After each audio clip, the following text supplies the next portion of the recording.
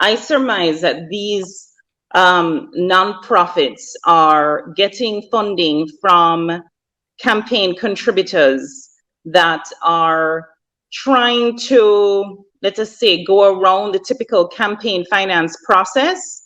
So based on my reporting, what I found is that Bless up, my people. Welcome back to the channel. It's your girl, Anisabel Rose. Thanks for all the new subscribers. Thanks to the returning subscribers. If you're new to the channel, subscribe. Turn the post notification bell on. Put it on all so you won't miss an upload from me. On the road to 20k, help me to get there, my people. So back with another video, and in this one, my people, Zahra Burton, who is a journalist, spoke out on Reasoning with Rattigan. So credit goes to Reasoning with Rattigan for these clips of videos that I got. And trust me, another one of my people, Zahra Burton, basically exposed some of the politicians and their cover-up, as she would say, the black hole in politics, where they're using foundations to collect large sums of money, allegedly, to use it for their political campaign and for other means that it doesn't even seem right, because there are channels in which they should go when receiving money for campaign and all of that, and to see that they're using foundations and these monies are not even taxable. But mechanics man, I get one little donation from somewhere. They want to tax the good side out of it. Right? But they have all the loopholes. They create all the loopholes for themselves. And right now we know that Burton no partial. And as she say, it's on both sides of the aisles.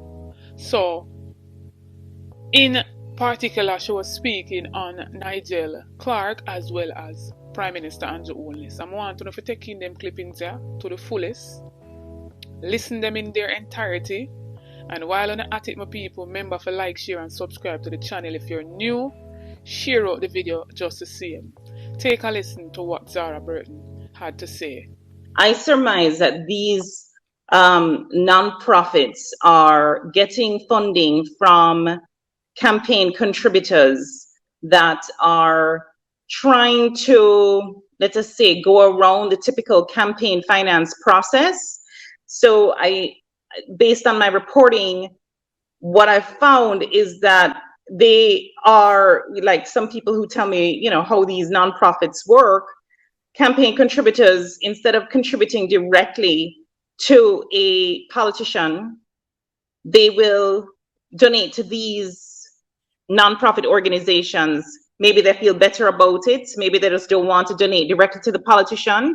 The nonprofit actually has a structure in place, so they can write a check to whether it's Positive Jamaica or Growth and Opportunity Trust, which is one that belongs to Nigel Clark that we'll be looking at in coming weeks as well. So there is a whole section, it's like a black hole, of whether or not these foundations and the funds that go in there are being monitored. And based on the reporting that we came out with, no, they're not being monitored. We checked with the Integrity Commission. We checked with the ECJ, which is the Electoral Commission of Jamaica. We checked with the Office of the Political Ombudsman, which is now disbanded, but at the time it was not disbanded. We checked with the Companies Office. There was also the Friendly Society, Department of Cooperative and Friendly Societies. And essentially they all had to say the same thing, that they don't have the remit to monitor these organizations. And so you ask yourself, well, who does? And so there could very well be situations where foundations, and I'm not saying that these ones that I named are, but with Mr. Honus's own, you're looking at 58 point something million, almost $60 million worth of funds that have, by his own set of financials or Positive Jamaica's own set of financials, show 60 million raised between 2011 and 2020. And you ask yourself, from who? That's first question.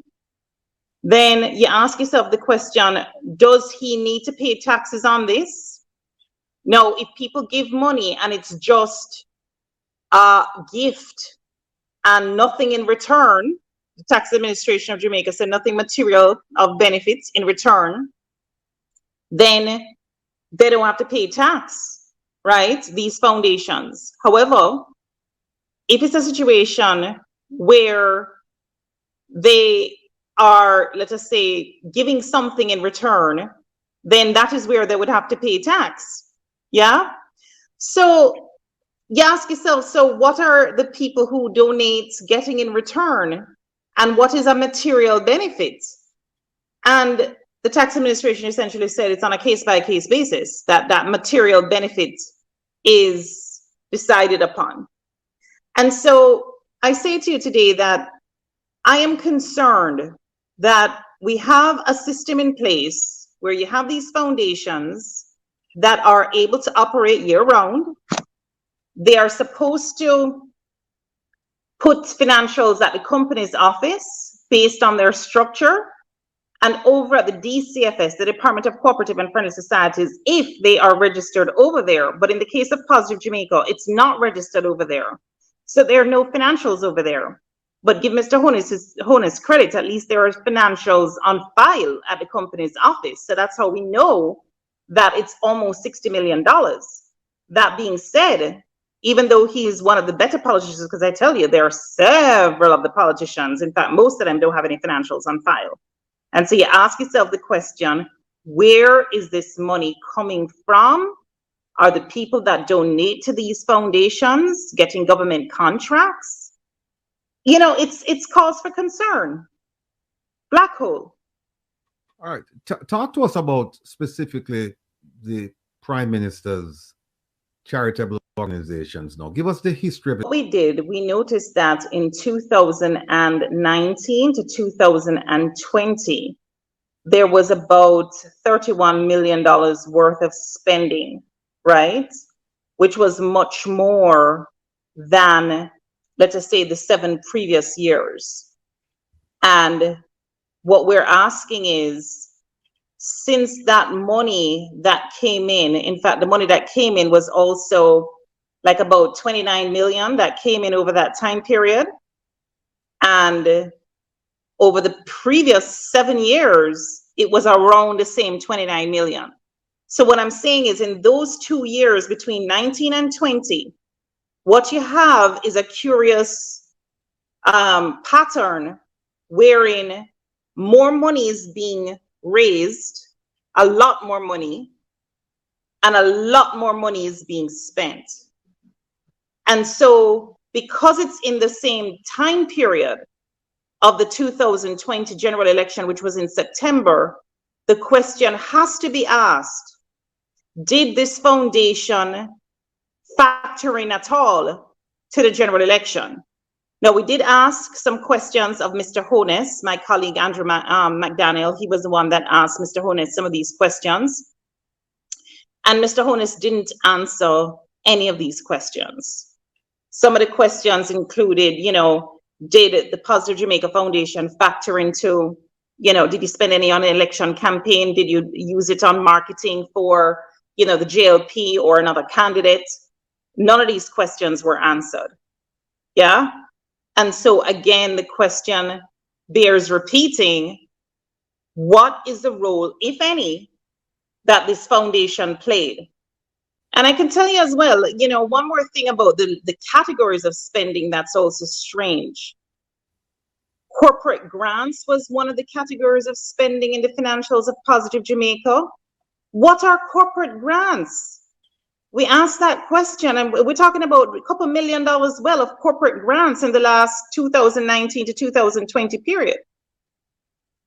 And so right now, my people, these organizations or these foundations are under the radar of Zahra Burton and Shana Ease Up.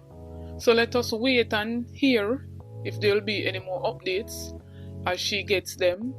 But in part of this interview, she's saying that a whole heap of series of questions that they asked the Prime Minister and he could not even answer, or he refused to even answer to those. And We'll also like to know which other politician on the other aisle who are using these foundations as cover-up, or what she deems as a black hole, to collect donations for political purposes.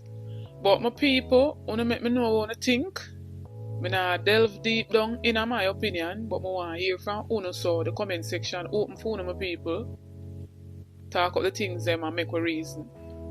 Don't forget to like, share and subscribe to the channel. Run go over to my other platform, Instagram and Facebook, and follow me over there at Anisabel Rose.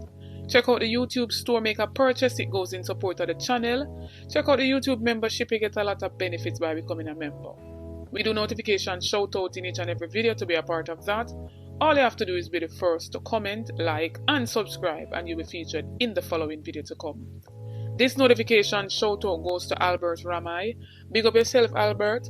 Thanks for the continued support from each and every subscriber. New viewers, come on board, journey with me, join the family, subscribe to the channel.